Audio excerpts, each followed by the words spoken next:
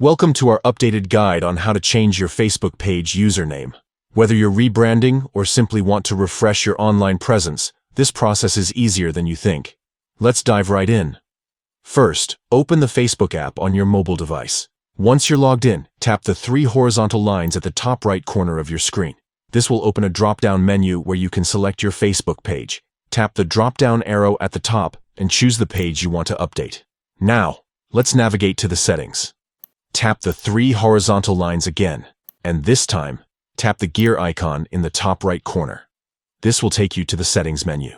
Scroll down until you see the audience and visibility section. Underneath this, you'll find page setup. Tap on it to proceed. In the page setup section, you'll see a variety of options related to your page's visibility and settings. Look for the name section and tap on it. Here, you can enter your new page name. Remember, this will also update your page's username, which is part of your page's URL.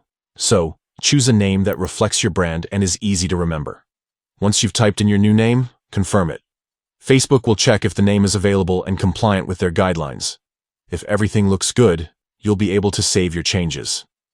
It's important to note that changing your page's username will also change its URL.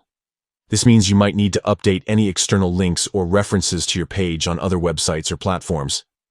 But don't worry, this is a straightforward process that can help you align your online presence with your brand's latest developments. By following these simple steps, you can update your Facebook page username and keep your online identity fresh and consistent. Whether you're a small business or a large organization, having the right username can make all the difference in how people find and interact with you online. Thanks for watching, and we hope this updated guide has been helpful. If you have any questions or need further assistance, feel free to leave a comment below.